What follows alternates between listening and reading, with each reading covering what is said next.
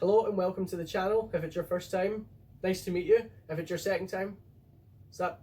My name is Xander and this video is part 2 on our series on how to legally get a firearm in Canada. So in this video we're going to go over before the course, the cost of the course, what actually happens on the day of the course, and how to mail out your application once you pass to get your firearms license. We're not going to go over every single tiny minute little detail, but we'll go over the most important things you need to know. The cost to take your restricted and non-restricted course in Canada can range from $200 to $300.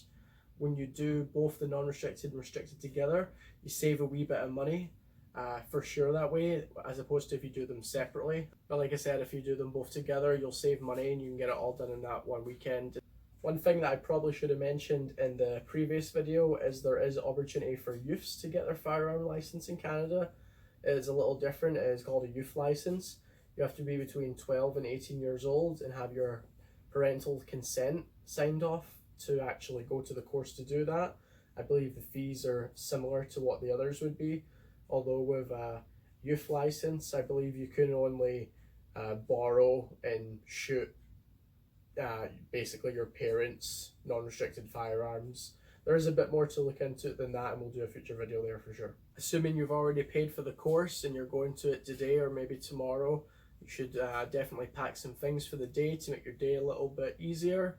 On that list, I would definitely recommend taking lunch. It's going to be a long day. You're going to be sitting there, you're going to be bored. Most instructors don't care if you sit there and eat during it.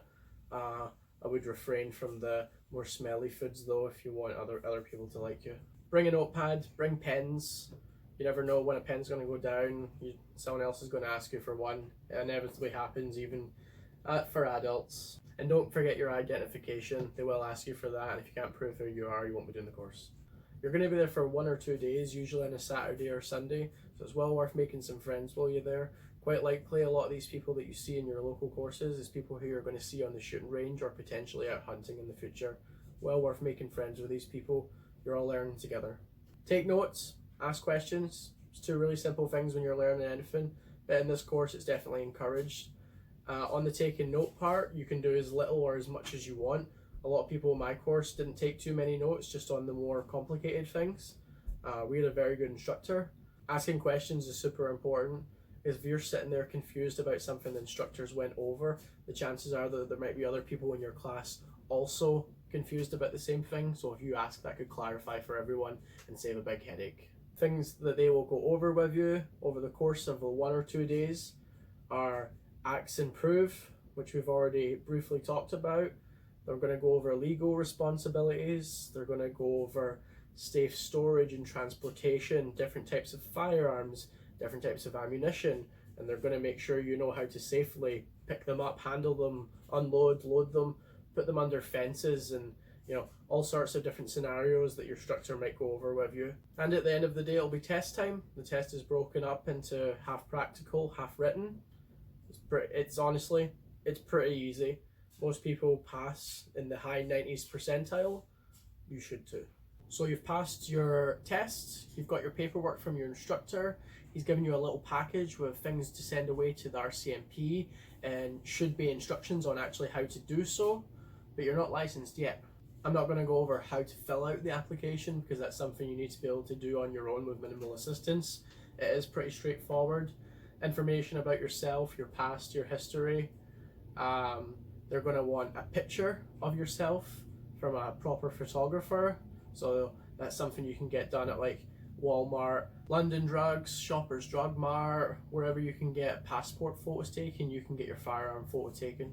And that photo has to be a really specific size and dimension, but there will be paperwork that comes with your application that will tell you the exact size that photo has to be, and it has to be signed on the back by a guarantor. Then they're going to want references from people in your life that you've known more than, I believe, 3 years. They might want to speak to your spouse or your partner. They're definitely going to look into your background.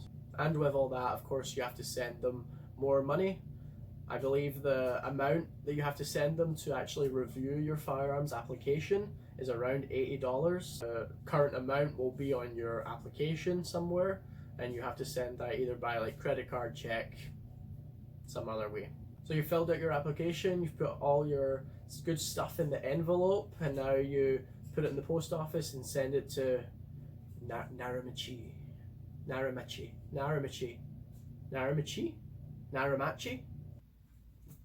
Shit. Where is that fucking place? So you send it to the RCMP, and now you've got a 4 to 6 month wait for most people.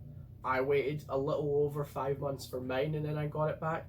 Some people I've seen online have waited over a year. If you're waiting more than 6 months, you really should give them a call and see what's going on, especially if you ticked yes to one of their many questions that they're going to look deeper into you about. So in that time, in your 4 to 6 months, when you're anxiously waiting to see if you got a firearm license or not, there's a couple of things you can do to pass the time. Join some of the online communities on like Facebook, Reddit. There's a couple of other newer social medias that I'm not really into. A good idea that I think most people won't actually do would be to actually join your local gun club and attend your first meeting or 2 meetings. In that time, you can meet the people that organize it, other people that shoot there. You'll make some friends, and who knows, you could be shooting with one of your new buddies there before you even get your firearm license. And the way that works is if you're with someone who doesn't have a firearm license and you have one, you're at a range or somewhere you can legally shoot, you're within safe, reasonable distance to them and they're being safe and controlled, you can let your friend or your spouse or anyone shoot your gun. Save your money, something that is typically really hard for a lot of people, especially in today's climate, but something you're definitely going to want to do, because the day you get that license in the mail, you're going to be just soaking your knickers and you're going to want to be straight to the gun shop or straight online to go buy your first 22 or SKS or whatever. We will do a video in the future on the top 5 best guns for new people, but overall the best piece of advice I give you is to be patient. I know that's really difficult for a lot of people. It was for me. I was just every day checking the mail hoping it would be in there. It's going to take a while, and they don't even look at your application for the first like 28 days after they receive it. So in the next video, we're going to assume you just got your firearms license. You want to make your first purchase, and we'll show you some ways you can buy firearms and ammunition and accessories online in Canada and have them shipped to your home legally. Or we'll give you some tips for how to go into a gun store. It's a place a lot of civilians, a lot of new gun owners, new licensees have never even been into before, and there's a little bit of etiquette for how to go about it in that place for sure, and that's something we will go over. So thank you again for watching part 2 of the series of how to get a gun in Canada the legal way. I really appreciate you watching. Give us a wee subscribe and a like. Please leave comments below. I really love to read them and chat with you guys. Look forward to the next one.